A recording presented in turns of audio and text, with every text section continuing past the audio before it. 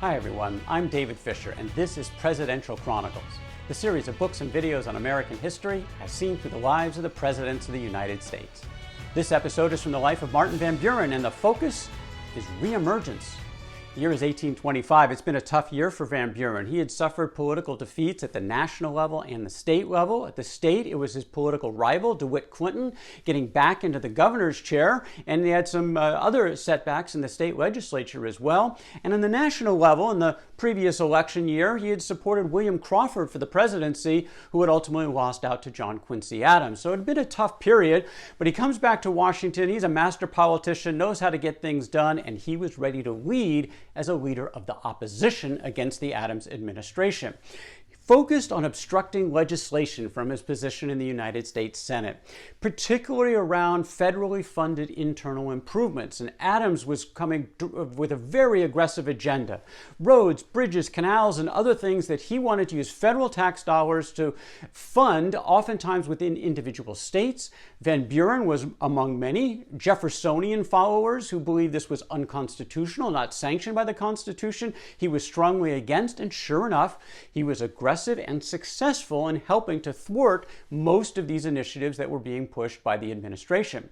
But he didn't stop domestically. He also looked to thwart the foreign policy of this president, and this had to do with the South American republics that had recently broken away from Spain. They established themselves as independent countries. The United States had recognized them, and now these South American countries were looking to get the Americas together in Panama for a conference to talk about things that were of common interest, including trade and other defense-related mechanisms.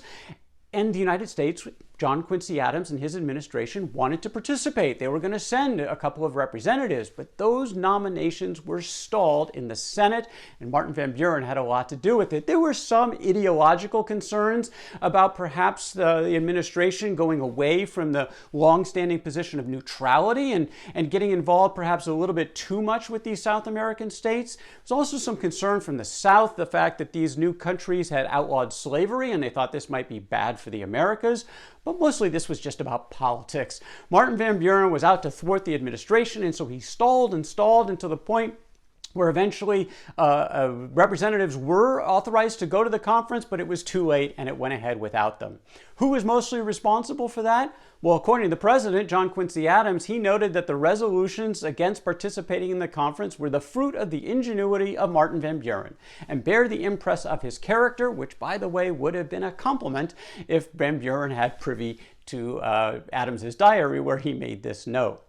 So Adams's administration had been stopped sort of domestically. It had been stopped foreign policy-wise. He was in many ways his own worst enemy as well, but it was also this incessant drumbeat from the Andrew Jackson supporters of a corrupt bargain that hung as a cloud over the Adams administration for all 4 years. Jackson's supporters thought there was some dirty dealing involved when Henry Clay moved to support Adams in the final vote count in the 1824 election in the House of Representatives.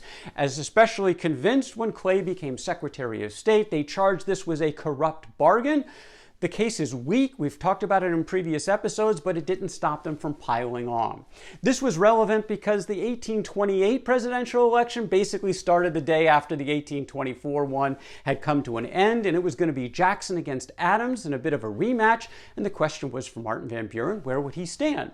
Well, he had already taken a shot at the national level with William Crawford. That didn't go so well in 1824. He certainly wanted to engage, and it wasn't going to be with Adams. He was politically opposed to most of the things Adams was going for.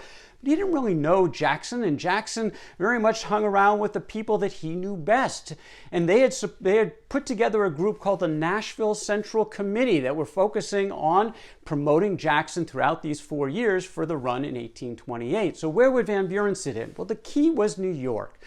Adams had dominated New York in the previous canvass, and they wanted those 36 electoral votes more than any other state, and this was an opening for Van Buren. They thought the man who had done so much magic in the state of New York politically, if he wanted to get on board, let's bring him into the mix. And sure enough, Van Buren had a strategy. His idea was to unite the planters of the South and the plain Republicans of the North. He saw this as a national campaign, trying to look for the Jacksonian Democrats wherever they could be found, and if he could find some commonalities between interests in the North and the South to help this cause, that might be exactly where he could play best. and he put a personal touch to it, which is one of the things he did the very best. He got out and went on a tour in the South, Virginia, North Carolina, South Carolina, Georgia. He met with political leaders. He garnered support in part by portraying Jackson as this innocent victim of a corrupt bargain, the champion of the common man and states' rights, opposed to federally funded internal improvements and things like the Bank of the United States, very Jeffersonian perspectives that were being echoed by Van Buren. Plus, Jackson was a military hero, the hero of New Orleans. This was all part of Van Buren's campaign to paint the positive picture of Jackson as a national candidate. Well, this was in large part also a vicious campaign where there were attacks from both sides, and this is something that had Van Buren worried. When Andrew Jackson got attacked, he always struck back. He struck back verbally, sometimes he struck back physically, and he tended to strike back harder than the person who came after him. And Van Buren was concerned he would do that and ruin his own campaign. So Van Buren took the moment to write a very well-crafted letter to the very touchy Andrew Jackson, in which Van Buren said, "I can well appreciate your feelings under the torrents of malignant vituperation to which you have been exposed. And I am sensible of the difficulty of avoiding replies. But I think I hazard nothing in saying that for the future, the case must be an extreme one that can make full explanation from you personally necessary. Our people do not like to see publications from candidates. It is a singular fact that in almost every case in which they have with us been attempted on the eve of an election, they have operated against the cause they were intended to serve." The question was, how would Jackson respond to this? He usually didn't take this kind of advice from people. He took his own counsel and usually just responded anyway. But in this case, he listened. He embraced this concept, his own counsel, of course, as well, but certainly Van Buren's influence.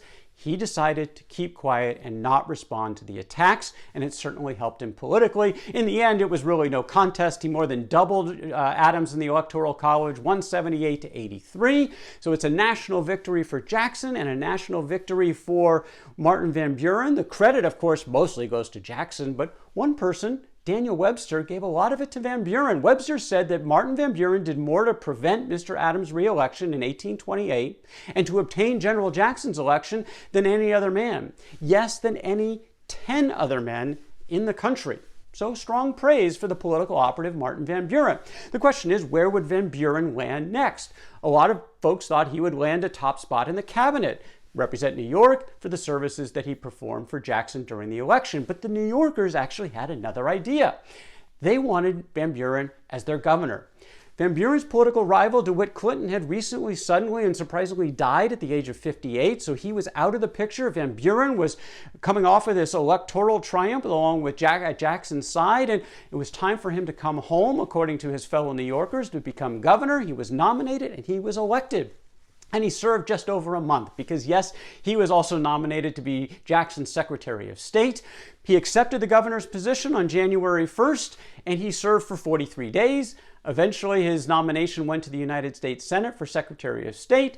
It was approved on one day after Jackson's inauguration. A week later, he resigned his position as governor. He had gotten some patronage stuff out of the way, but now he was ready to move to Washington to become the Secretary of State in the administration of Andrew Jackson. His re-emergence was complete at both the state level and the national level, and truth is, he was just getting started. That is Martin Van Buren. Re-emergence from the life of Martin Van Buren. For more presidential chronicles, check out my books on Amazon.com. And don't forget to subscribe to my YouTube channel. Until next time, I'm David Fisher, and this is Presidential Chronicles.